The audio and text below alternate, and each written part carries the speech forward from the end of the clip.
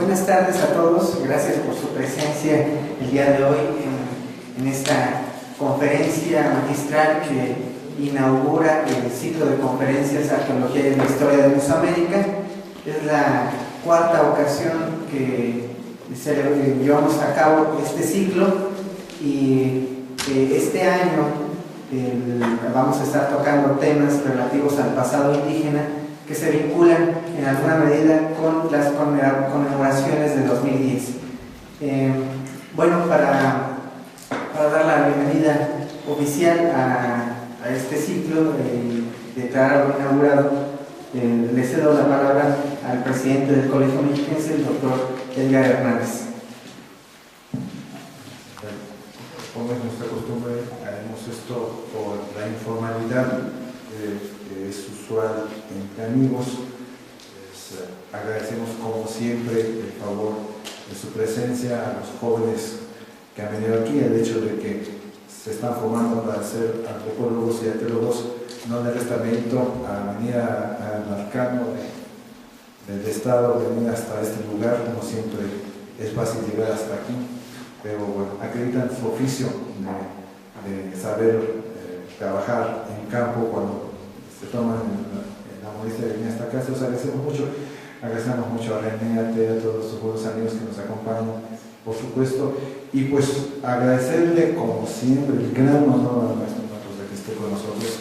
Él sabe que siempre para nosotros es una ocasión extraordinaria que nos acompañe y siempre para darle lustre a esta que es ya una de nuestras mejores tradiciones en estos tiempos en que pensar a México, discutir a México se está acreditando como una obligación de conciencia nacional. Siempre es bueno recordar que este oficio y esta convicción de reflexión sistemática de honestidad intelectual ha distinguido a los más renombrados, los más prestigiosos académicos del país, entre los cuales desde luego se cuenta el maestro Manos. Entonces es para nosotros un privilegio siempre contar con él y es un motivo de satisfacción, pero también de tener conciencia de que siempre que él esté con nosotros aprendemos y asumimos que casi no saber nada de nuestro pasado, la obligación no por ser el año bicentenario, sino porque es nuestra obligación, insisto, de conciencia nacional, de entendernos mejor, recordando de dónde venimos, es siempre pues una obligación que asumimos como academia, pero también como ciudadanía. Muchas gracias, maestro, por estar con nosotros. Muchas gracias a todos ustedes. Estoy seguro que será, como siempre, una mañana y de hecho un ciclo, como siempre, muy provechoso, gracias a que lo convocan los maestros más respetados de nuestra institución. Nuestro claustro de historia, de que tenemos tantos motivos de orgullo. Gracias a todos ustedes.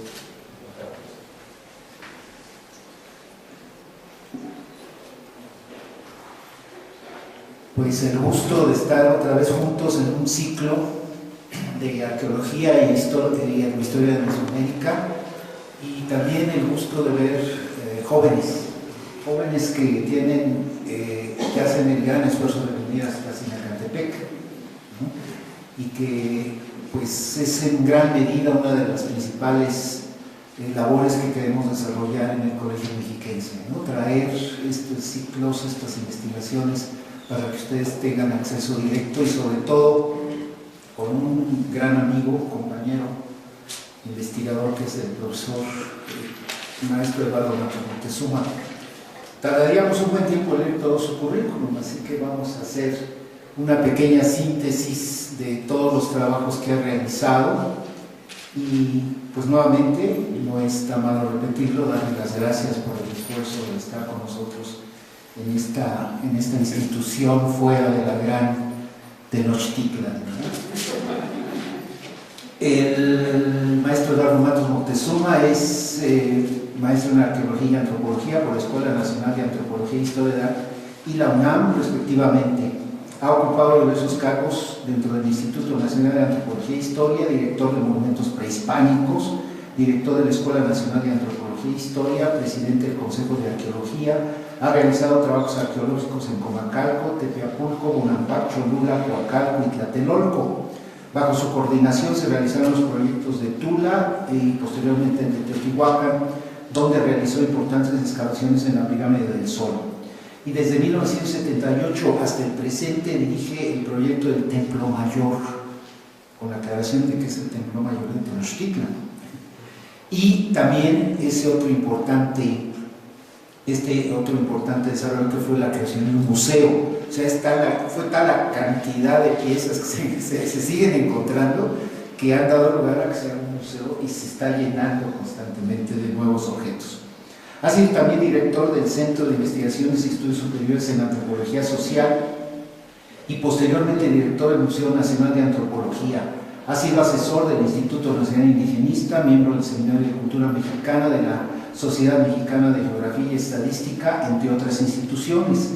Ha recibido numerosas distinciones, entre las que destacan las palmas académicas de la Universidad de Francia, la Orden Nacional al Mérito y Caballero de Letras y Artes, ambas por el gobierno francés, la Orden Andrés Bello por el gobierno de la República de Venezuela, además de otras distinciones de carácter nacional. Es miembro del Colegio Nacional y sus obras son innumerables. Y yo solamente quisiera referirme a las más recientes, que son las que están relacionadas con este extraordinario descubrimiento que le hemos llamado la Tlaltecuhtli, del cual ha salido un libro extraordinario que espero que próximamente pueda ser distribuido de una manera más extensa. Pues a Eduardo no lo dejan en paz. Cuando las cosas se tranquilizan hay un nuevo descubrimiento y más trabajo y más cosas que hacer, y verdaderamente es extraordinario, como decía nuestro colega Leonardo López Luján, la cantidad de ofrendas por centímetro cuadrado que han salido en el recinto del Templo Mayor es realmente increíble. Así que los dejo con la palabra del profesor Matos Moctezuma. Muchas gracias. Bueno, pues yo agradezco las palabras del doctor Hernández, que ya el año pasado también me dio aquí la bienvenida, muy agradecido. También a Raimundo, que bueno, se ha preocupado de escribir y estamos ahí carteándonos temas y cuál es el más adecuado, etc. Y desde luego a un gran investigador del mundo prehispánico, pero también de otros temas como el tema guadalupano, que es mi amigo, no voy a decir mi viejo amigo porque es joven, yo también, pero pues sí, un gran investigador que es Javier Nogués. Entonces, el tema que acordamos precisamente con Raimundo fue el de hablar sobre el México prehispánico y los símbolos nacionales. En el programa que tiene una secuencia de cada mes, precisamente dentro de un mes exactamente va a hablar Javier o Xavier sobre el tema de la Virgen de Guadalupe y el movimiento de independencia. Entonces creo que se unen, se empatan muy bien el tema que hoy voy a tratarles con el que él nos tratará en un mes. Porque precisamente este tema de México prehispánico y los símbolos nacionales, pues tiene que ver fundamentalmente con dos aspectos. El primero, evangelización y la resistencia indígena a esa evangelización. Segundo, el tema de Guadalupe. Como ustedes saben, han habido varios trabajos de diversos estudiosos sobre la bandera nacional. Sin embargo, en los que yo he leído, por ejemplo el de José Corona Núñez, de hace ya varios años, muy interesante, donde va analizando cada aspecto del simbolismo del águila sobre el nopal, etcétera, etcétera. Posteriormente, los de Florescano también sobre el tema de las banderas y demás, y otros que hay. En fin, sin embargo, creo que no han atendido lo que precisamente hoy quiero también platicarles a ustedes. Entonces, yo, a ver si se pasan unas sillitas por acá adelante, porque les voy a pedir para que pasen allá, para que puedan ver los monitos, si no, se van a quedar sin poder observar esa parte, ¿no? Con su silla. Ya puedo hablar. Había un aparatito que me había ofrecido para ir cambiando, no sé, o ya me lo borré, no.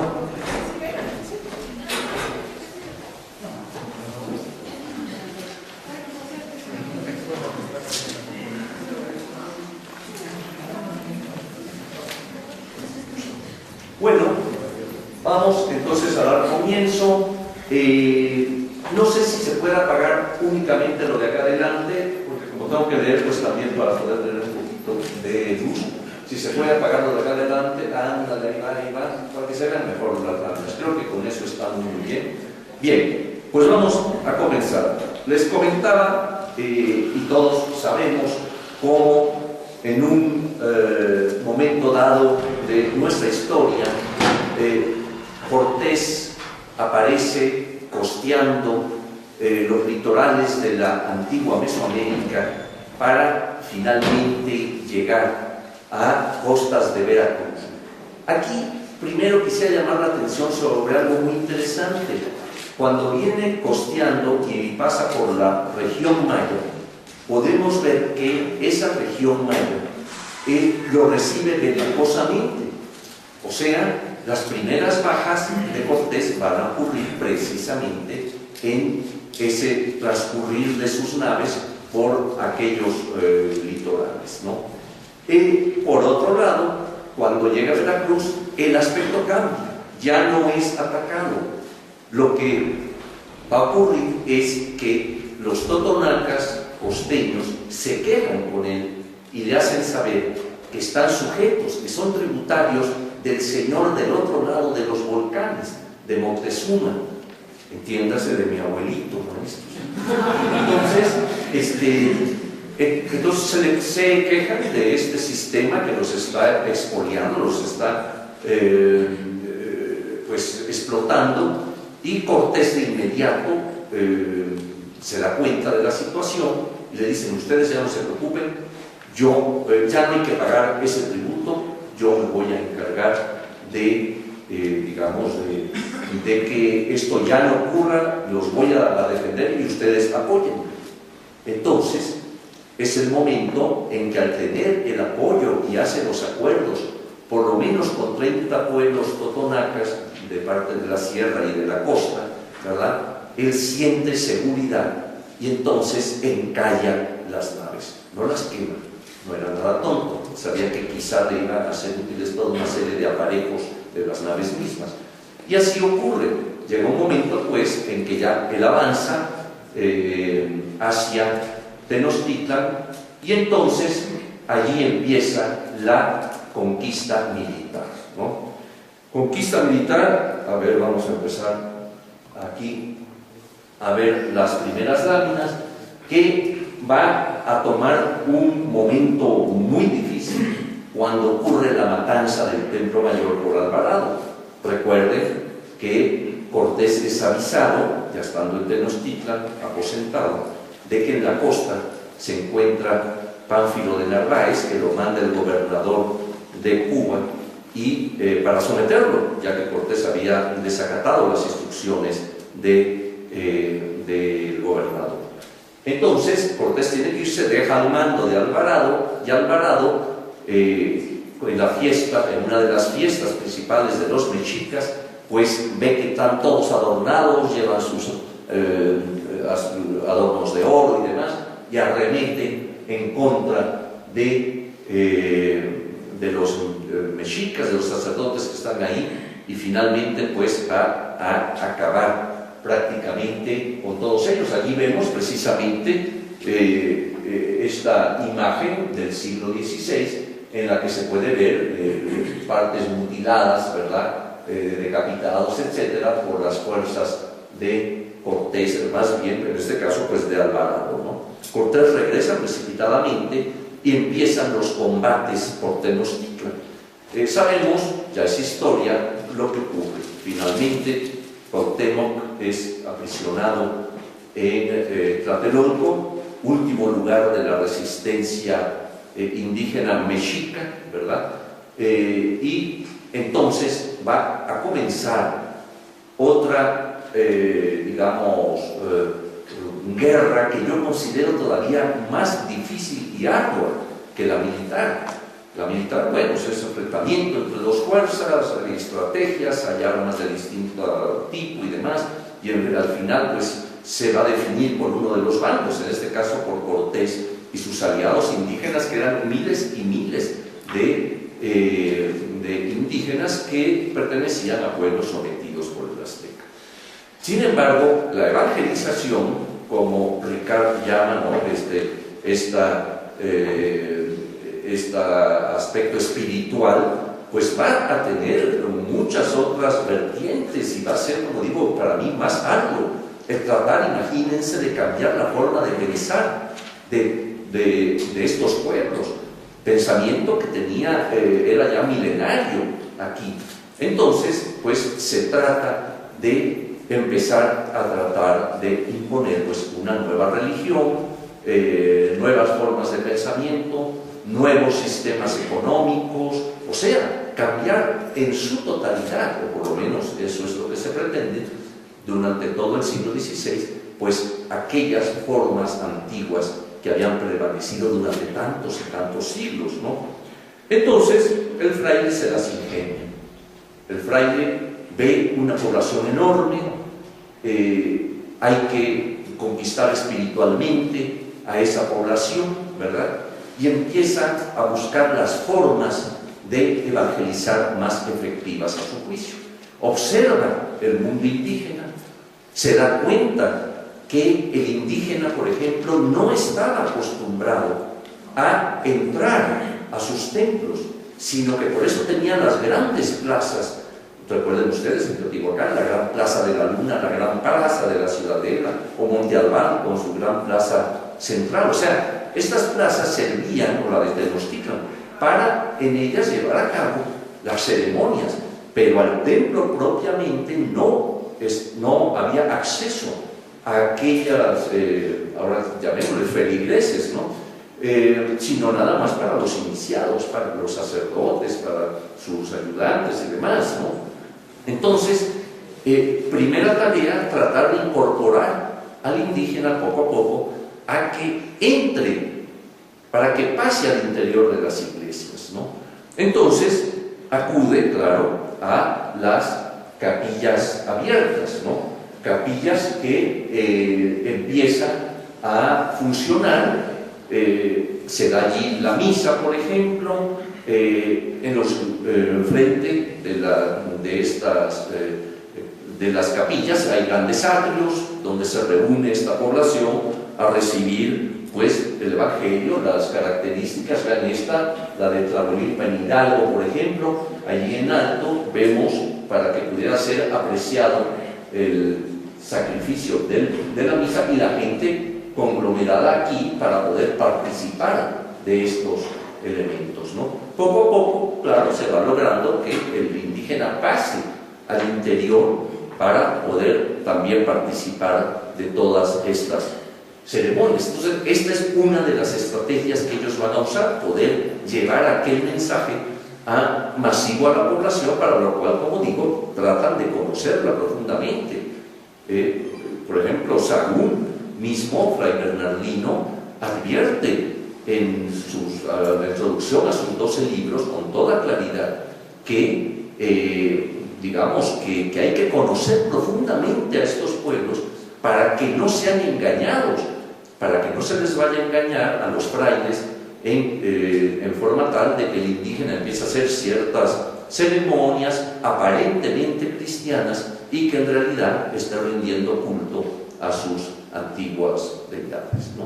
Entonces, pues, observa también que hay grandes, digamos, ceremonias, rituales cada mes en honor de sus dioses y en determinadas festividades, que hay una participación masiva igualmente en estas plazas, en estas partes, y como el indígena danza, canta, baila, etc. Entonces se les ocurre otra forma, las danzas de moros y cristianos. Recuerden ustedes que estas danzas se bailaban en España y actualmente es impresionante. En muchos pueblos de España, al igual que en México, todavía se bailan estas danzas. Aquí tienen una de Alicante, por ejemplo, en España.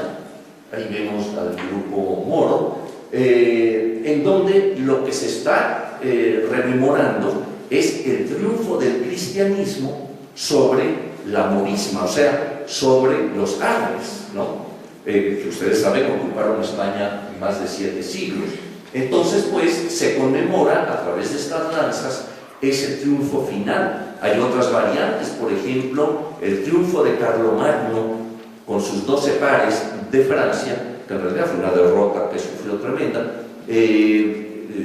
Aparentemente, según la chanson de Roland, la canción de Rolando, dice que van a combatir contra los moros. Estudios muy posteriores parecen indicar que fue contra los vascos, que agarraron al ejército en Roncesvalles y lo destruyeron, a la retaguardia del ejército de Carlomagno, y este tiene que regresar a vengar aquella matanza que habían hecho de los pares de Francia, entre ellos Rolando y Oliveros, etc.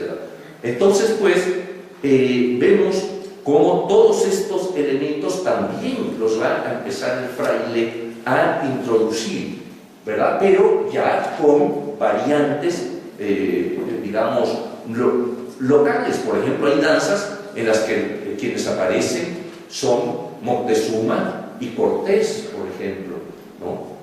O Cuauhtémoc, o sea, ya las adaptan como danzas de la conquista de México.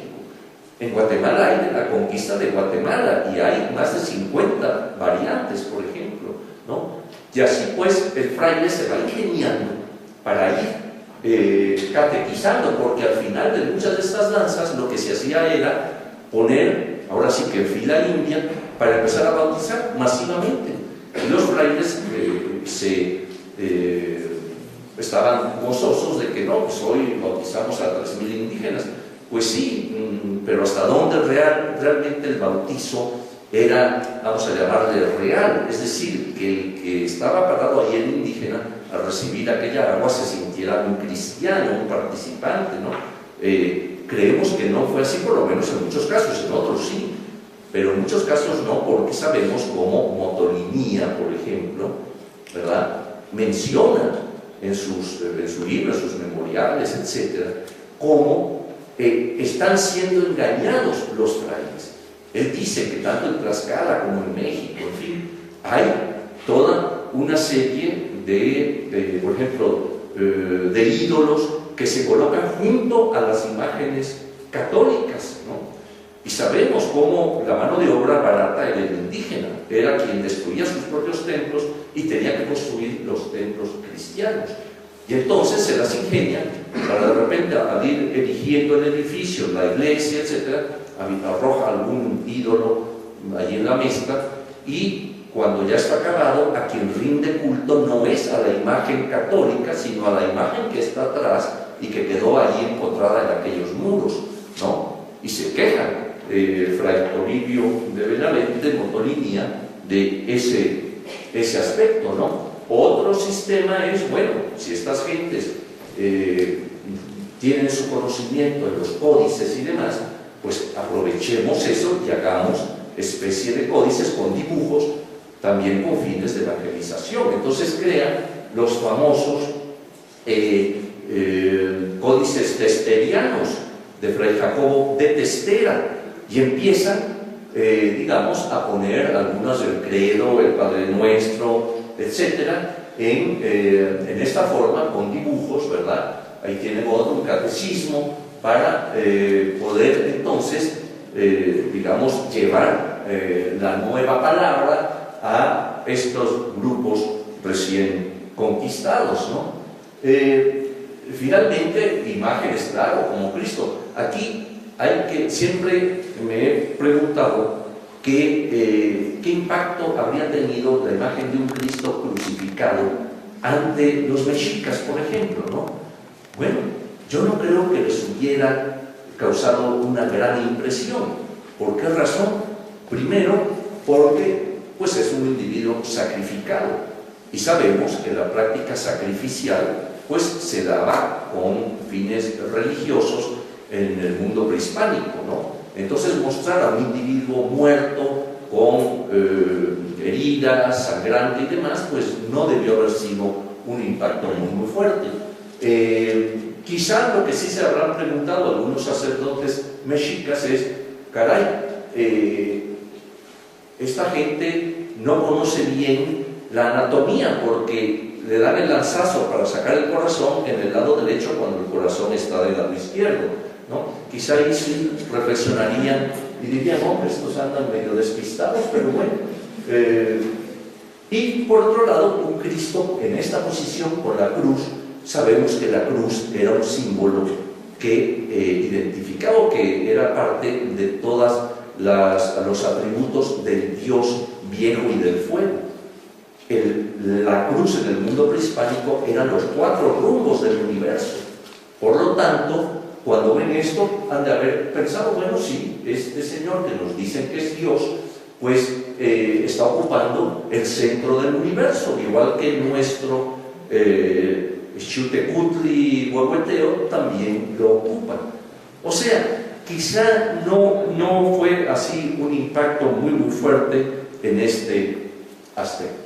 Pero claro, ante todo esto, y como ocurre en todos los pueblos de la tierra, va a haber una oposición, ¿no? Va a tratar de que no ocurra esta evangelización, o por lo menos que toda esa imposición tener cierta resistencia. Ya habíamos hablado de cómo quizás escondían algunos ídolos y demás, pero hay un caso muy singular que quiero comentarles, que es el de Tlaltecutli. Esta figura, como ustedes ven ahí, es el señora de la tierra. Tlaltecutli es una figura que se labraba, pero que no quedaba a la vista. ¿Por qué? Porque era el señor de la tierra y entonces su imagen tenía que ir pegada a la tierra, ¿no? O sea, no estaba a la vista, o si estaba, por ejemplo, en una vasija, estaba en su parte inferior. La vemos mucho en códices, sintetizada, pero el códice, acuérdense que era de un uso muy restringido para quien, o sea, para el sacerdote y demás, no era de un uso popular que los códices fuera como un libro que cualquiera podría adquirir. Entonces, hemos visto que hay una coincidencia de imágenes de Tlaltecutli que el bloque en su parte superior se aprovechó para hacer una base de columna colonial, por ejemplo. Entonces yo he escrito rememorando esa imagen. Por ejemplo, pasa el sacerdote cristiano, el fraile o el alarife, ¿verdad? Y ve que el indígena está empezando a tallar una base de columna colonial, pero que abajo tiene una figura prehispánica, ¿no? Una deidad, que es esta. Entonces me imagino al fraile, ¿no? Decir, oye, pero que tenéis allí uno de vuestros demonios, no se preocupe de su merced, ahí boca abajo, bueno. Entonces, para mí no es coincidencia que varias columnas coloniales, la base sobre todo, tenga abajo, no a otros dioses, porque si hubiera otros dioses, dicen, bueno, pues aprovecharon la materia prima de digamos, las representaciones de estos dioses, pues hay un Tlaloc abajo, el que sea, no, por lo general es Tlaltecutli el que está abajo. Entonces, parece que allí hubo una intención de resguardar precisamente a su propia deidad, porque se prestaba el culto a ella que fuera de esa manera, ¿no? Ahora bien, otro de los elementos de evangelización, claro, fueron las imágenes, lo que representaban los santos, y muy especialmente la Virgen María. Es decir, la Virgen María pues era importantísima en todo este proceso evangelizador, ¿no? Entonces tenemos que en España, en Extremadura, de donde eran muchos de los conquistadores, Cortés, Solís, todos ellos eran precisamente de Extremadura, eran extremeños, existía el culto en toda España, ¿no?, de la Virgen de Guadalupe. Y allá en el pueblo de Guadalupe, en Extremadura, está la imagen de esa Virgen. Yo he estado ahí, es impresionante, que si un día pueden ir, no dejen de visitar. Hay un convento impresionantemente grande, estilo ahí medio mudéjar, en donde se encuentra la Virgen española de Guadalupe. Esta Virgen, con nombre árabe, por cierto, digamos, era morena, era casi negra, como pueden verla aquí, ¿verdad?, porque había ayudado al combate en contra de los moros y también a poder, digamos, atraer a los moros a la religión, ¿no? Entonces, esta imagen es, digamos, sirve pues con ese fin y es utilizada, sobre todo, hay uno de los reyes españoles, algún Alfonso, no me acuerdo qué número, pero en fin, que en el siglo XIV, fíjense, ya desde el siglo XIV se le rinde culto. Este rey ofrece a la Virgen de Guadalupe que si triunfa contra los moros le va a erigir este enorme convento al que he mencionado. Entonces triunfa y cumple su promesa y construyen ese monumento impresionante, y ahí se aloja la imagen de la Virgen, ¿no? Entonces vemos pues ese culto desde el siglo XIV, siglo XV en España, y en el XVI pues también ya va a aparecer en México en la imagen ya muy conocida por nosotros de la Virgen de Guadalupe del Tepeyac, ¿no? Tal como la vemos aquí en esta imagen. Entonces, menciono esto porque vamos a ir viendo paralelamente dos fenómenos. Por un lado, la imagen de la Virgen de la Guadalupana; por otro lado, el símbolo azteca del águila parada sobre el nopal. Vamos a ver cómo se empieza a dar eso. Aquí lo tenemos, ese símbolo, en un monumento mexica, que es el monumento conocido como Teocalli de la Guerra Sagrada. Es una escultura que representa un templo azteca, y en la parte de atrás vemos la imagen del águila parada sobre el nopal, y abajo, hasta abajo, vemos la imagen de la tierra, de Tlaltecutli, de donde van a ser precisamente el nopal, sus pencas, y el águila parada arriba, con un elemento que podría prestarse a confusión de que fuera una sierpe, pero no, es el símbolo de la guerra, el Atlachinoli, ¿no? Entonces, pues, vemos que lo que va a ser la imagen de nuestros símbolos nacionales muchos siglos después, sin embargo, ya está como símbolo de Tenochtitlan en la ciudad azteca, ¿no? Vamos también a observar cómo este símbolo va a perdurar, en tanto van destruyendo esculturas, destruyendo templos antiguos que ellos consideran paganos, etc., y erigiendo las nuevas presencias cristianas. Sin embargo, este símbolo va a ir, digamos, perdurando a lo largo del tiempo. Aquí tienen, acuérdense que en algunas fuentes se habla de que estaban devorando una serpiente, en otras, en Durán vemos esta versión con la serpiente, también vemos una versión con devorando pájaros, como dice Durán. También hay versiones en la que no tiene nada en el pico, como la que vimos antes y la que vamos a ver, por ejemplo, en el Códice Mendocino, donde no tiene nada el águila en el pico. O sea, tenemos esas tres variantes en cuanto a la águila misma, siempre parada en su nopal, siempre parada y el nopal surgiendo del tecpa, de la piedra corazón que está jugando ese papel, ¿no? Entonces, pues, vemos este símbolo. ¿Qué representaba este símbolo para el mexica? Pues era ni más ni menos que el triunfo de Huitzilopochtli sobre sus enemigos. Es decir, Huitzilopochtli era el águila. Acuérdense que el águila es el ave que vuela más alto, o sea, se asemeja al sol, tiene una connotación solar, y por lo tanto el águila Huitzilopochtli, vamos a decir, marca el lugar donde se va a establecer el mexica para fundar su ciudad de Tenochtitlan, ¿no? Entonces, pues, tiene un simbolismo muy preciso a través de que representa a la deidad, a una de las principales deidades de los mexicas mismos, ¿no?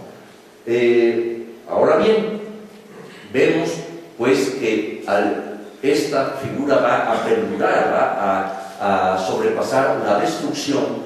Y cosa curiosa, vean ustedes, resulta que el símbolo del águila sobre el nopal con o sin serpiente va a empezar a aparecer en contextos cristianos. Es decir, aquí por ejemplo, ven ustedes en Yuriya y en Tulpetlac, siglo XVI, cómo aparece el símbolo del águila, el nopal, ¿verdad? Igual aquí, con la serpiente acá, ¿verdad?, sobre su nopal y su piedra, ¿no? En pleno siglo XVI, pero en contexto cristiano. Esto es muy importante, ¿no? Y entonces vamos a verlo también. Es decir, va a perdurar, y vamos a ver ejemplos de esto, pese a que Carlos V envía el escudo de armas de la Ciudad de México, ¿no? ¿Qué es este? O sea, 2 leones rampantes sobre el castillo con 3 puentes y en un medio lacustre, como estaba Tenochtitlan, ¿no? El agua aquí, ¿verdad? Esto posiblemente aquí alusión a las calzadas, en fin, no sé, pero el hecho es que este es el escudo de la Ciudad de México. Pero ¿qué ocurre? Que el símbolo, el escudo de Tenochtitlan sobrepasa a este se usa, etc., pero el otro es el que sigue imperando. Entonces,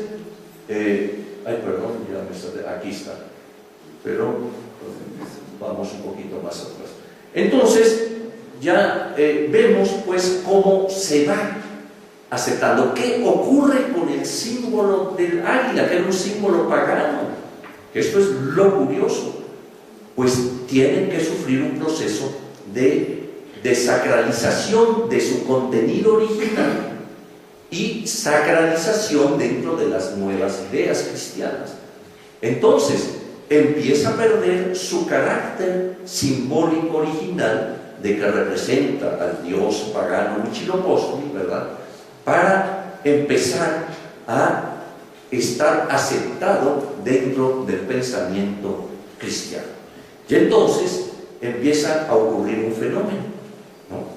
Se empieza a aceptar en el ayuntamiento, por ejemplo, uno de los sellos del ayuntamiento en el siglo XVII y XVIII era el águila parada en el nopal, no era el escudo de Carlos V, nada más fíjense, ¿no? Entonces, vamos a ver cómo finalmente esta figura va a aparecer en el movimiento insurgente con gran fuerza.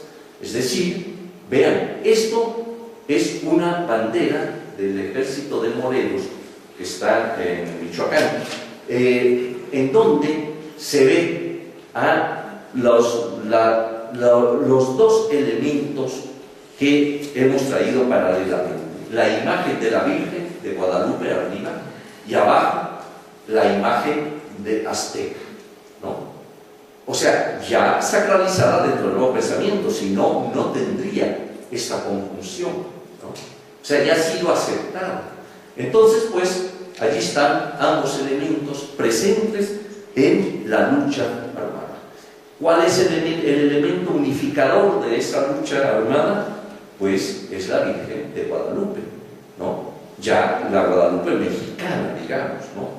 La del Tepeyac. Entonces, Hidalgo toma el estandarte en donde la imagen de la guadalupana está presente. Pero aquí viene otra vez el fenómeno muy interesante de esta conjunción Guadalupe-Águila, ¿no?, que es el siguiente. A la guadalupana se le llega a declarar capitana del ejército insurgente, en tanto que la Virgen de los Remedios lo es del ejército realista, por ejemplo. Don Guadalupe Victoria llega a cambiarse su nombre era otro, y él se pone Guadalupe en honor a la Virgen, ¿no? Guadalupe y triunfo, victoria, ¿no? O sea que hay toda una presencia total de lo que es la guadalupana en el movimiento independentista, ¿no? Más aún, ¿no? Durante la lucha armada, todos los años de la lucha armada, se da esta guerra de las vírgenes, ¿no? De cada una de las que representaba a cada bando. Fíjense lo que relata un gran historiador, don Ernesto de la Torre Villar. Dice él: los sermones que los curas criollos y mestizos pronunciaron a favor de la guadalupana, desdeñando a la de los Remedios, son numerosos, como lo son también los sermones de frailes y curas peninsulares, en los que el nivel de reflexión descendió, llegando al insulto. La de Guadalupe recibió epítetos como el de prieta misérrima, por parte de los frailes realistas, vamos a llamarles. A la de los Remedios llamaronle cachupina, cacariza, advenediza y otras lindezas, las cuales muestran la animadversión existente entre los diferentes grupos de la sociedad no hispana. Ernesto de la Torre Villar. O sea, vean ustedes cómo hay este enfrentamiento, ¿verdad?, de ambas imágenes. Finalmente, pues triunfa la guadalupana, ¿no? Nada más que ocurre un fenómeno interesantísimo, que es el meollo que yo quería traer ante ustedes, ¿no? Porque se ha prestado para mí, para mucha reflexión, y voy pues a hacer ver esta cosa, ¿no? Aquí vemos a José María Morelos y su estandarte. ¿Qué está en el estandarte de José María Morelos? Vean ustedes los colores marianos de la Virgen María, así en general, que son el azul y el blanco, pero el símbolo del águila parada sobre el nopal. Inclusive aquí vemos los colores marianos y arriba el águila parada en el nopal, ¿no? Era profundamente mariano él, y sin embargo está utilizando ese otro símbolo de los aztecas, ¿no?, de los mexicas. Bien, entonces llega el triunfo insurgente. Finalmente triunfan los insurgentes, entra al frente del ejército trigarante Iturbide, y traía una bandera, el ejército trigarante, que era que representaba las tres garantías, o sea, en diagonales la bandera con tres estrellas, digamos, en el cual vemos el blanco allí en la parte alta, el verde y el rojo. Pero por un decreto de Iturbide mismo, la bandera va a adquirir ahora ya las franjas verticales, ¿no? Entonces ya la vemos aquí, el del primer imperio de Agustín Iturbide. Pero lo que llamó mi atención es que en ese momento se declara que la religión católica será la única que haya en el México naciente. Ya vimos que representó al bando insurgente, ya vimos que el primer presidente de México cambia su nombre por el de Guadalupe, se instaura, por cierto, por Iturbide, la Orden de Guadalupe. O sea, hay toda esta presencia enorme de la guadalupana. Sin embargo, no queda en la bandera que ella había capitaneado, y sobre todo no queda en el color blanco que representa la pureza de la religión católica. Esto es lo que no, hasta donde yo llevo leído, no se han preguntado los estudiosos de nuestros símbolos nacionales, de la bandera y el escudo. ¿Por qué? ¿Por qué ocurre esto de que de repente queda el símbolo pagano, aunque sabemos que ya ha sido aceptado, ¿verdad?, dentro del contexto cristiano, queda en el color blanco de la religión católica? La respuesta, por lo menos a esa conclusión he llegado, va a obedecer a que los insurgentes, desde su momento de que están en la lucha armada, están viendo la necesidad, fíjense bien, creo que esto es importante, la necesidad de reivindicar el mundo prehispánico que había sido negado por España y destruido por España. Entonces, ¿qué es lo que tratan? De lograr el cordón umbilical, el movimiento insurgente y su unión con aquel México negado por España, ¿no? Por lo tanto, pues van a tratar de tener ligas, de crear esa relación, ese cordón umbilical con el mundo antiguo en contraposición a España, ¿no? Y lo dice, bueno, Morelos en una de sus proclamas, ¿verdad? Por ejemplo, en 1813, todavía en pleno movimiento armado, en Chilpancingo, ¿verdad?, va a decir, entre otras cosas, el siguiente discurso, que parece que se lo había preparado Carlos María de Bustamante, pero pues son las ideas que el caudillo va a mencionar. Es un párrafo muy conocido que dice así: genios de Moctezuma, de Cacamatzin, de Cuauhtimotzin, de Chicotencal y de Calzoncin. Aquí ya hace una mezcla entre enemigos acérrimos, porque menciona a los gobernantes de Michoacán con los mexicas, que como sabemos estaban peleados a muerte. Celebrad como celebrasteis el mitote en que fuisteis acometidos por la pérfida espada de Alvarado, este dichoso instante en que vuestros hijos se han reunido para vengar vuestros desafueros y ultrajes y librarse de las garras de la tiranía y fanatismo que los iba a absorber para siempre. Aquí hay algunas fechas que no están bien, ¿eh? Pero dice, al 12 de agosto de 1521 sucedió el 14 de septiembre de 1813. En aquel, en 1521, se aprestaron las cadenas de nuestra servidumbre en México Tenochtitlan. En 1813, se rompen para siempre en el venturoso pueblo de Chilpancingo, ¿no? Entonces, aquí vemos cómo se quiere dar esta imagen de que España había venido a destruir aquella gran nación, aquella gran presencia, y se trata aquí de dar como que estaban muy unidos esta gran nación, que como digo, pues no era real, ¿no? Estaban peleados y la muerte.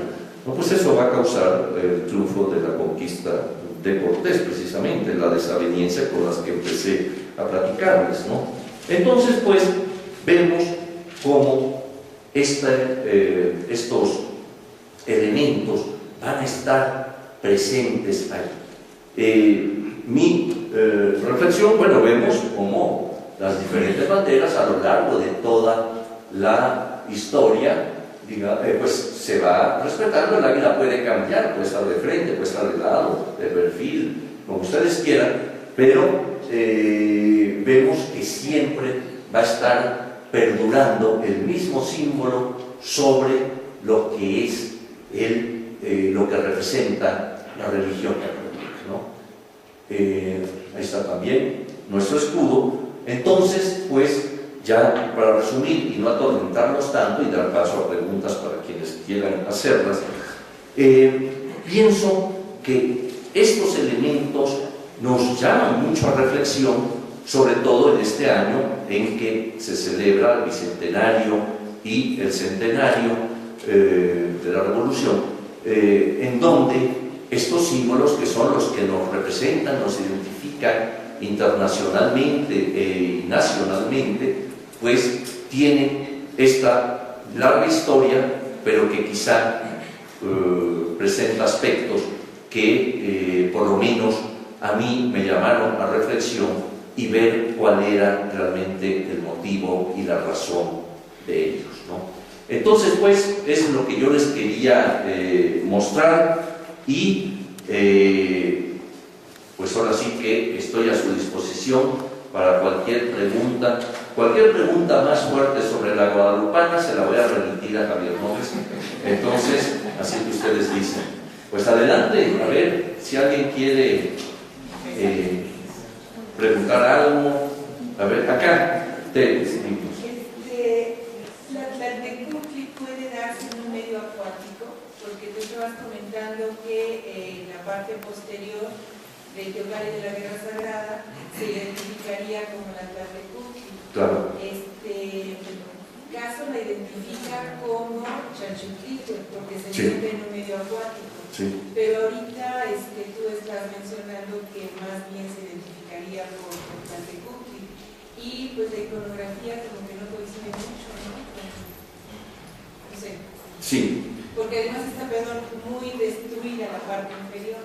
Sí, está afectada. Pero sí se ve claramente, inclusive tiene sus piernas, ¿verdad? Y el elemento. Acuérdate que el Tecpat, que va a ser el corazón de Copil conforme a una de las versiones, ¿no?, míticas, que es el símbolo donde se supone que se va a crear esto y demás, digamos, está dando ya ese elemento, vamos a llamarle telúrico, en el cual se va del cual va a nacer el nopal sobre el que se aposentará el águila. Entonces, por lo tanto, es un elemento rodeado de agua, pero es un elemento telúrico que está allí, y eso es Tlaltecutli. Pero además, la figura, en lo que podemos ver, tiene claramente la boca hacia arriba, como se acostumbra ubicarla también en los códices y demás, con los dientes, que sí se aprecian bastante bien. Luego se ve ya una de las piernas, en fin, pero la parte de donde está saliendo el nopal,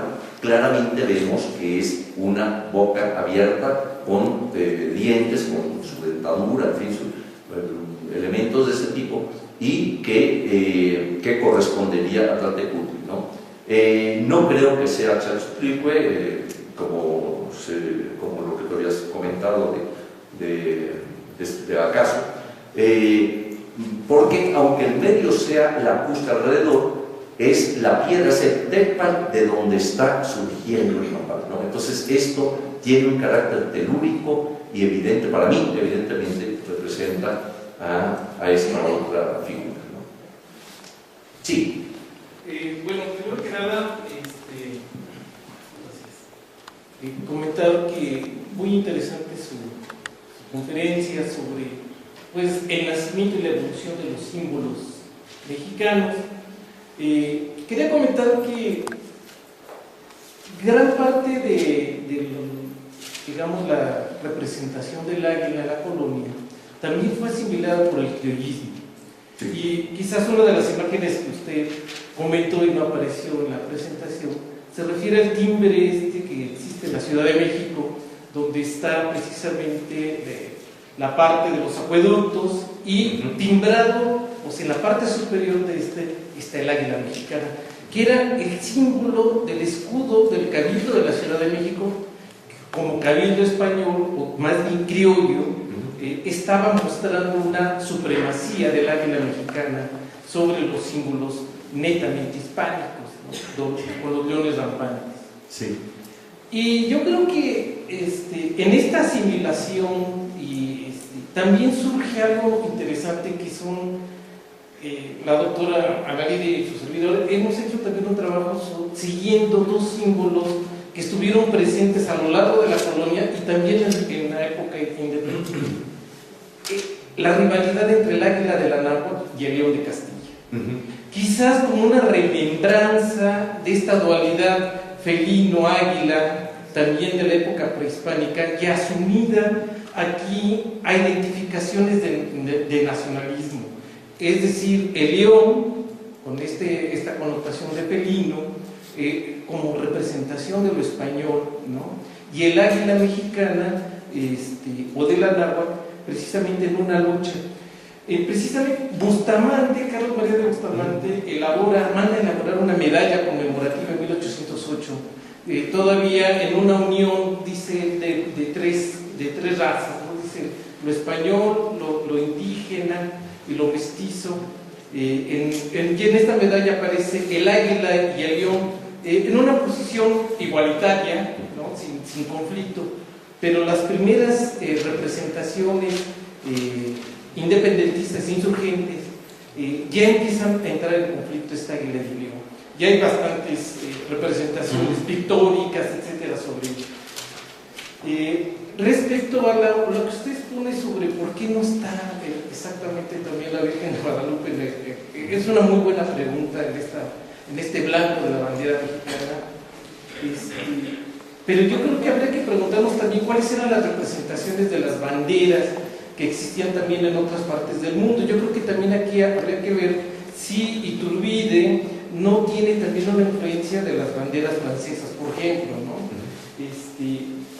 Y que, bueno, pues se trataba sobre todo de imponer símbolos más civiles que religiosos en todo caso, y por eso quedó quizás el águila mexicana. Y habría que considerar también que una moneda de insurgente, que la mandada a hacer por la Suprema Junta de Zitácuaro, tiene ya un carcaj y un águila en estas primeras monedas insurgentes. Que yo creo que es por ahí, por la continuidad insurgente, que habría que considerar que retoma, lo que usted comenta, este símbolo de la mexicanidad en los nuevos elementos que se querían imponer en esta bandera, en estos símbolos mexicanos. Sí. Bueno, en cuanto al color blanco, siempre se le ha dado ese carácter dentro de la bandera, inclusive desde el momento en que es creado. O sea, los símbolos están claramente establecidos para estos tonos que conforman la bandera, y así como se declara en aquel momento que la religión católica será la única prácticamente en la Nueva España, que no habrá otra, también el color blanco está representando ese elemento de la religión, ¿no? Entonces es de llamar la atención, como he comentado, el hecho de que quien había servido de aglutinador, de dirigente, de capitana del ejército, etcétera, etcétera, con todas las repercusiones, ¿no?, que sabemos que tuvo esta figura, esta imagen, sin embargo, no quedara ahí. Eso es lo que a mí me llamó muchísimo la atención, y la respuesta que yo encontraba era esa, ¿no? Es decir, era necesario también, y muy importante para los insurgentes, unirse a aquel pasado que España había negado. Hay algo interesante en lo que menciona el doctor. Voy a leer, ya no me dio tampoco tiempo a leer este pequeño párrafo, pero aprovecho porque el tema viene a colación con lo que mencionaba, muy interesante, de cómo el águila precisamente va a jugar un papel con el cual se está desacralizando de su antiguo contenido, ¿no?, sacrificial, huichilopos, etc., y se incorpora. Nos dice Solange Alberro, por ejemplo, dice: el nopal y el águila de Tenochtitlan se habían finalmente fusionado con lo esencial y más dinámico del cristianismo, la cruz y la sangre de Cristo en su pasión, por lo que se refiere al tunal idolátrico, mientras que la Virgen María, en su advocación de Guadalupe, había reunido en sí al águila mexicana, como ya hemos visto, ¿no?, como aparece en la bandera, en una de las banderas de Morelos, ambas imágenes ahí juntas, ¿no? La Virgen María, en la advocación de Guadalupe, había reunido en sí el águila mexicana, la de los Austrias y la que viera San Juan en la isla de Patmos. En adelante, el viejo portento prehispánico quedaba total y definitivamente rehabilitado y, por tanto, listo para futuras necesidades simbólicas, ¿no? O sea, como en cierta forma se va uniendo la imagen bicéfala del águila austriaca con la imagen, pues yo no sé cómo llamarla, antiguamente mexica o mexica reivindicada, o no sé cómo, ¿no? Sí. A ver, otra pregunta, muchachos, pues ¿qué pasó? Tampoco ya no hay más. David y Javier.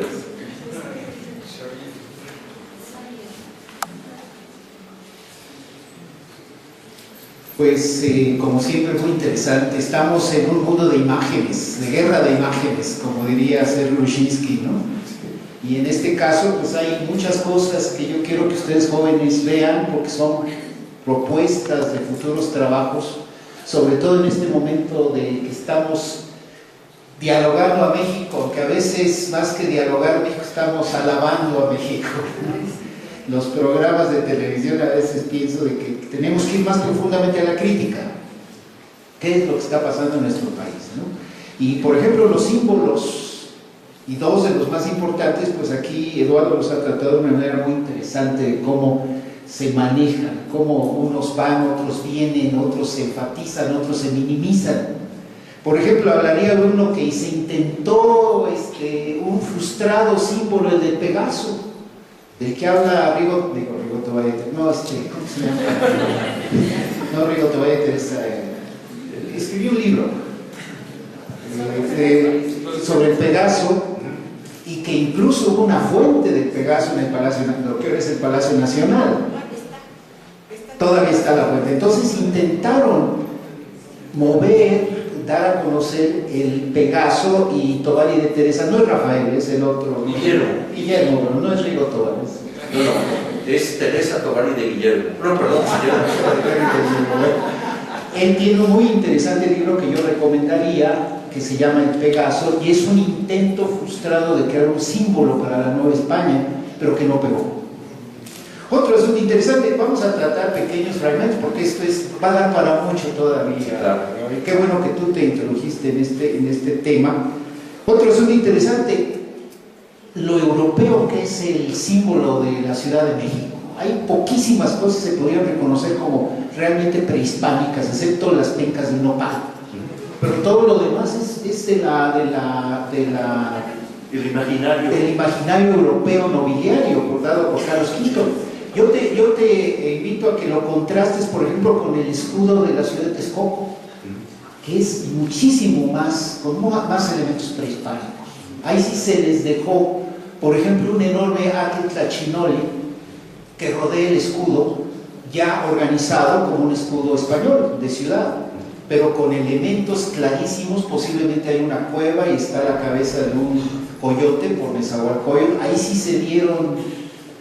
verdaderamente se dieron gusto con los elementos prehispánicos en el escudo de la ciudad de Texcoco. En cambio, en el de la Ciudad de México no se ven cosas que podrían magnificar o dar presencia de los elementos prehispánicos, ¿no? Y el caso que mencionaba ahorita Tere del Teocalli, el mal llamado Teocalli de la Guerra Sagrada, que de ninguna guerra puede ser sagrada, definitivamente, ¿no? Pero es el término que le dio caso ya hace un buen tiempo en su artículo, creo que es de 1926. Sí, es de los primeros en cuanto se encontró esta pieza en una de las partes del Palacio Nacional, inmediatamente Alfonso Caso hizo este artículo bastante largo, pero claro, él tomando en consideración lo que sabíamos en los años 20 sobre la iconografía mexica. Y yo creo que con tan mala suerte que una de las partes que más nos interesaba está destruida. La de abajo. ¿Quién es ese personaje que está ahí tendido? La propuesta de la Tlaltecutli me parece que hay que tomar en consideración, sobre todo a partir de los recientes descubrimientos en el recinto del Templo Mayor de México, Tenochtitlan. Es muy lamentable que esa fue la parte que se destruyó. Y yo recomiendo, y es lo que platicábamos hace un momento, la última publicación de Eduardo y de Leonardo López Luján sobre la escultura mexica, porque ahí afortunadamente tiene una extraordinaria foto del dorso del Teocalli, donde se pueden ver detalles que no puede ver uno en el original por la falta de una buena iluminación. Sí. Y hay unos detalles por ahí que hay que tomar en consideración, sobre todo los que están asociados a este personaje tendido, que por otro lado podríamos también aducir que puede ser Copi. Según la tradición, pues él es el sacrificado y su corazón es lanzado por Cuautlequetzli, y de ahí sale en un lugar llamado Tlapocomolco, que ha estudiado Carlos Javier. Ahí es donde surge el nopal, ¿no? Pues podríamos decir también que puede ser Copi, pero más bien parece un personaje femenino. En eso sí estamos de acuerdo los tres. Parece un personaje femenino. Pero insisto, es una verdadera lástima que no podemos ir más allá por esa parte destruida de una de las más interesantes piezas que tenemos en la sala mexicana. Ahora bien, Patricia Galeana en uno de sus programas de Radio Universidad decía que, y esto creo haberlo oído bien, que también el águila y la serpiente había cruces procesionales en España donde se representaban así. y me dio la nota de una de las obras de José C. Valadez, de la historia del pueblo de México, donde se menciona de que se ha manejado la idea de que el águila y la serpiente es un elemento más bien colonial, más que prehispánico, lo cual nos mueve muchos tapetes, ¿no? Pero que en realidad el único, hasta donde yo recuerdo, el único ejemplo prehispánico de el águila y la serpiente es el teocalli, y ahí no hay, supuestamente, está sosteniendo el Aquitlachinole, pero no la serpiente. Entonces había que ver qué tantas influencias de águila serpiente vienen de Europa. Por lo menos en Pérgamo hay una. La Ilíada se refiere a un buen augurio de que el águila sostiene una serpiente. Entonces habría que ver en la antigüedad de dónde viene esto, sí, obviamente sin volvernos ultradifusionistas y pensar de que los griegos introdujeron este elemento. No, hay muchísimas cosas que vienen de un inconsciente colectivo muy profundo. Entonces creo que hay mucha tela de donde cortar, y aprovechemos este momento que vivimos en una sociedad de imágenes y que debemos de tener debemos de crear nuevas metodologías y ver las cosas en más conjunto para entender estos símbolos que resultan extraordinariamente potentes en la sociedad mexicana. Fíjate, con lo que mencionas, que es bastante interesante, digamos, toda esa presencia, vamos a llamar europea, ¿no?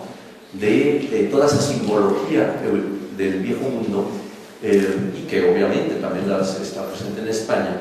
Es muy interesante cómo, por lo general, el demonio es representado como dragón o como serpiente, ¿no? Es el engañador, el que engaña a Eva, ¿no?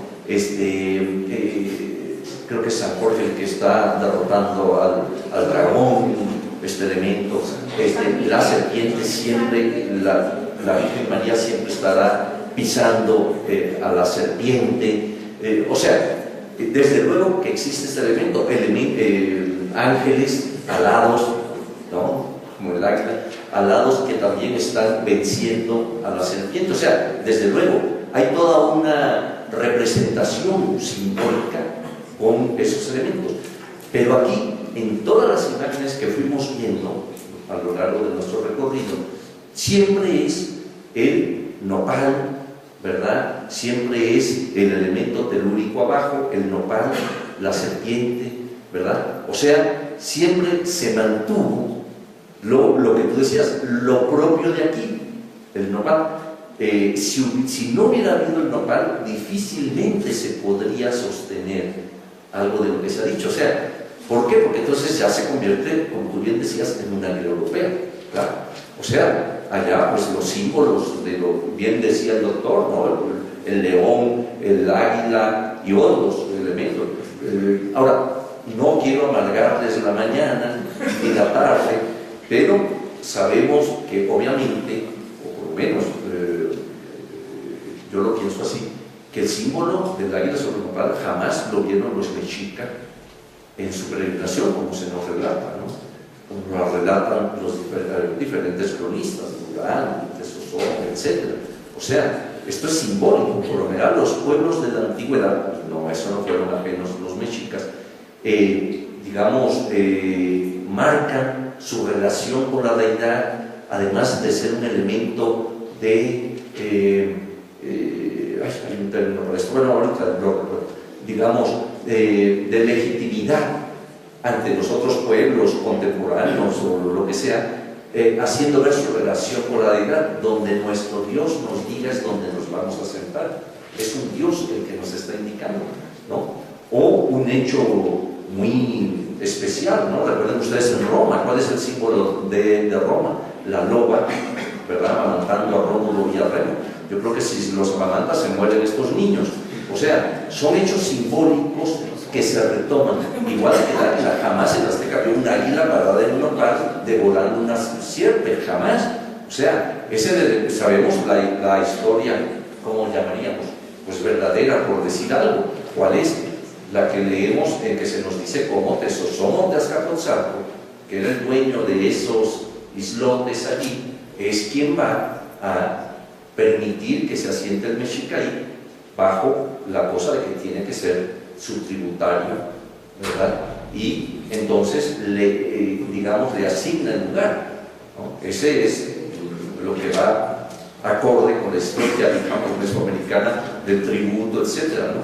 Y lo del águila ya, claro, ellos tienen que hacer ver que su progenie es divina, entonces es Huitzilopochtli el que les va a indicar, etcétera. Ya viene toda la relatoría de, digamos, de ese elemento tan importante que perdura hasta el día de hoy, ¿no?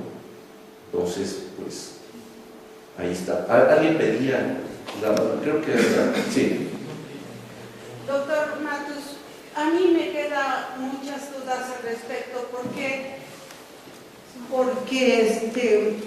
en los descubrimientos que usted ha hecho, los más recientes y los más admirables, de los cuales nos ha comentado en este momento,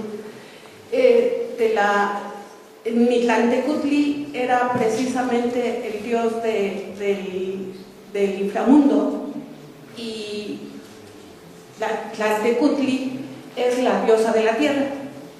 Pero en el mito del nacimiento del dios mayor de los aztecas, resulta que ahí al nacer muere Coyolxauhqui, muere su hermana con los 400 urianos que lleva al cerro de Coatepec, y no es ni la madre Coatlicue, ni Coyolxauhqui, ni tampoco otra deidad más que precisamente la de Tecutli. ¿Por qué no Coyolxauhqui? ¿Por qué no el mismo Huitzilopochtli? Pero ¿cuál es tu pregunta concreta? Porque es que sí, no, mi pregunta concreta sería, si era una sociedad no matriarcal, ¿por qué en el símbolo más importante de los mexicanos no sale precisamente Huitzilopochtli y no una deidad femenina? Eso es. Bueno, gracias.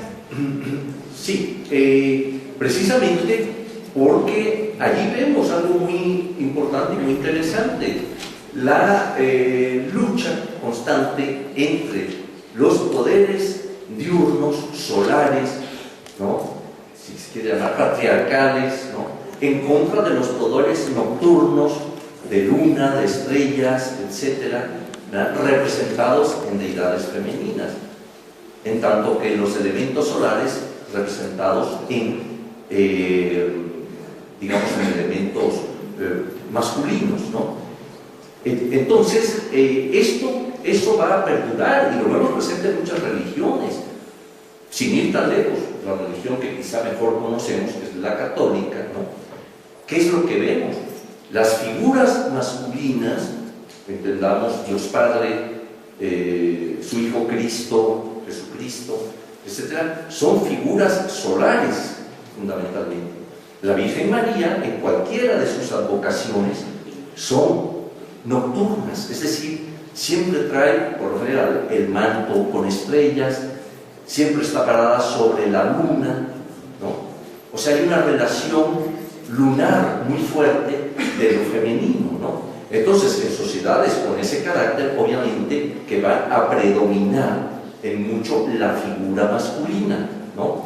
Por ejemplo, el combate mítico que se nos relata entre Coyolxauhqui y Huitzilopochtli ha sido interpretado ya desde hace muchísimo, más de un siglo, por Serer y otros, y creo que tienen bastante de razón en lo que relataron en aquel momento. Es una lucha, en pocas palabras. Huitzilopochtli tiene elementos solares y Coyolxauhqui elementos lunares. Entonces viene el enfrentamiento en la que sale el triunfador él en contra de Coyolxauhqui y las innumerables estrellas, los Huiznahuas, ¿no?, los Censo-Huiznahuas, los innumerables estrellas. Entonces, pues, esto lo vamos a ver inclusive en muchas religiones de otras latitudes, ¿no?, de cómo se está presentando este combate. Es más, ¿qué es en el mundo prehispánico el eclipse? El eclipse es el combate que se va a dar, pero en la naturaleza lo estamos observando entre el sol y la luna, de la cual finalmente vuelve a surgir triunfante el sol, ¿no? Entonces, vemos pues que había deidades femeninas de gran importancia, inclusive algunas duales masculino-femeninas, ¿verdad? Como era el principio fundamental dual, ¿no? Omeyocan, que habitaba en Omeyocan, etc. Entonces, pues, pero en el caso concreto vemos esa relación lunar, por lo general, ¿no? Hay variantes, pero por lo general con lo femenino. Ahora, ¿por qué se relaciona también con lo femenino? ¿No? Pues porque se veía, según los estudiosos de las religiones, una relación muy directa entre mujer, menstruación y ciclo lunar. El ciclo lunar es exactamente igual, los 28 días, no sé cuánto, con el ciclo femenino menstrual. Y esto lo observaban, lo veían en la naturaleza, y también se da una relación con ese elemento, ¿no? En fin, eso dicen los estudiosos de las religiones. En fin, creo que dije muchas cosas, pero no sé bien si respondí a tu pregunta, pero bueno. El hecho es que Huitzilopochtli se formó a Coyolxauhqui. Acá una criatura pide la palabra.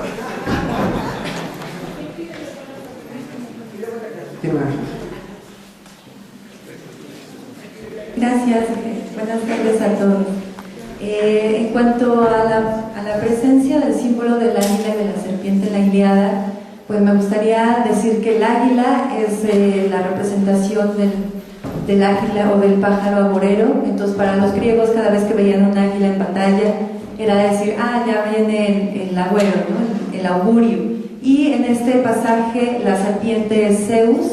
Entonces, en otro contexto podríamos hablar de que Zeus sería como el omnipotente o el símbolo del águila, y aquí es diferente, ¿no? El águila es, repito, el bueno del agüero, la serpiente de Zeus.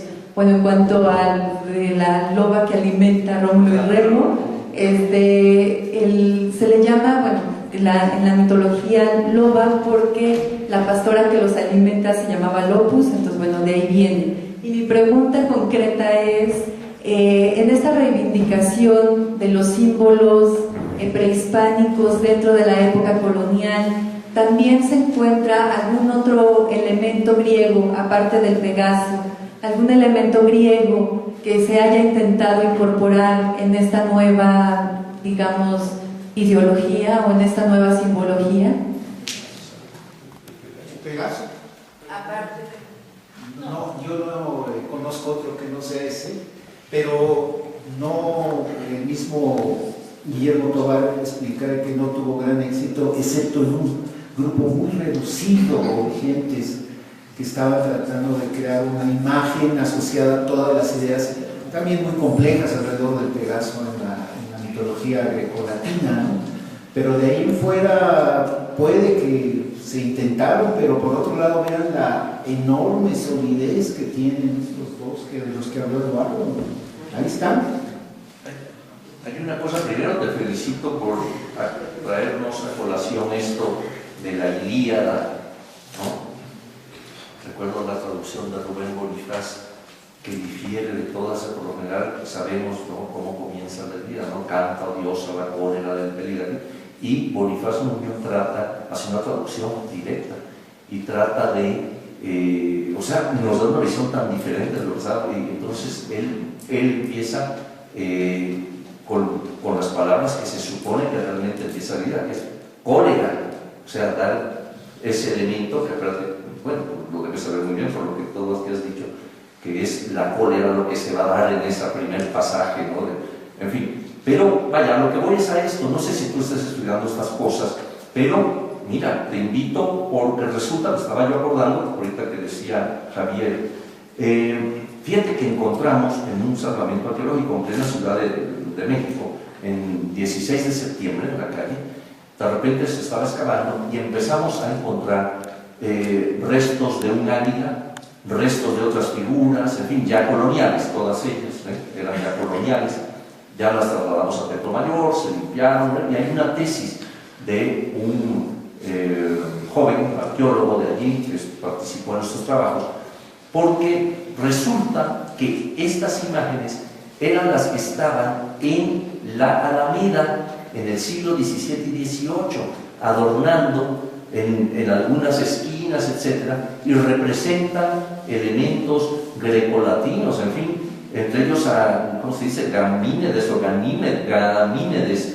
y no sé qué otra representación, ¿verdad? Estaban colocados allí y es más, hasta teníamos la idea de proponer al DF que las volviera a colocar en su lugar original. Están incompletas, están fracturadas, pero en fin, vaya, como símbolo de que habían estado. Y sí se ven en lienzos coloniales, en que representan la Alameda, allí se ven estas figuras. Entonces, si quieres irlas a ver, pues allí están precisamente en el Templo Mayor, no exhibidas, allí sí. Sí, tíralo. Perdón la interrupción, nada más para eso se nos olvida algo muy importante, otro símbolo que se ha generado recientemente en la Ciudad de México, la Victoria, el ángel, como la de Samotracia, y ahí está el momento de la independencia, que se ha vuelto otro de los símbolos de la Ciudad de México, ¿no? Y si ven ustedes, bueno, mejor no les adelanto el próximo mes. Bueno, es lógico, la siguiente conferencia va a ser precisamente de eso, y ya nos picados que no quiere soltar algo ahí. Bueno, si no, no viene. La doctora tenía la palabra también, si no, no viene, claro. Y gracias, buenas tardes y felicidades por la excelente ponencia, maestro Matos. Quería un poco como hipotetizar en torno a la pregunta que deja usted abierta de por qué la guadalupana finalmente no se incorpora al símbolo nacional de la bandera. Ya.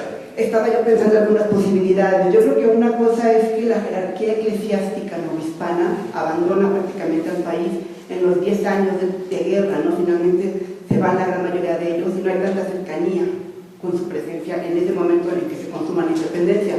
Otro aspecto es que la guadalupana está muy relacionada con Hidalgo y con Morelos, los más beligerantes de los insurgentes. O sea, nada que ver con Guerrero, que es mucho más negociador, finalmente pacta con Iturbide, ¿no? Entonces, haberla colocado sería como realzar las figuras de estos hombres que se han anatomizado, ¿no? De hecho, Hidalgo es reconciliado hasta 1840, 50, empieza a ser recuperada esa figura, ¿no? Entonces creo que en ese momento políticamente hablando no era conveniente, adecuado, se me ocurre pensar.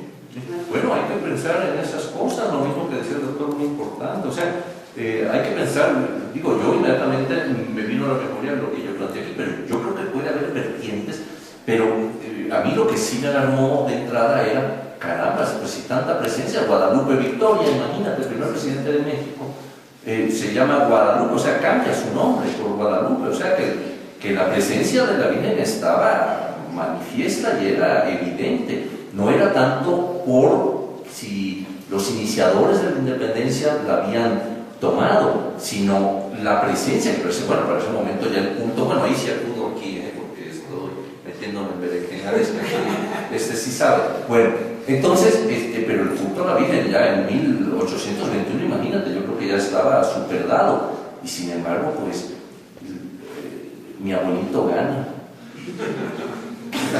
Lo que chica, ¿no? Pero lo mismo pasa en España, porque la coronela de los reyes españoles para la conquista de los árabes es la Guadalupe de Extremadura. Exacto. Y tampoco aparece. Y lo mismo pasa aquí en México. Alguna connotación más profunda debe de tener esto. Porque lo mismo pasa, o sea, incluso el nombre, bueno, que me encantó que lo resaltaras, ¿no? En el sentido de que Guadalupe es un nombre árabe y que siempre lo ubicamos como muy mexicano, ¿no? Es un nombre árabe. Es totalmente. Y es un culto muy grande, porque cuando uno estudia historia de España, el Guadalupe, el monasterio, que es de los Jerónimos y todo, está muy relacionado con la formación del Estado moderno español.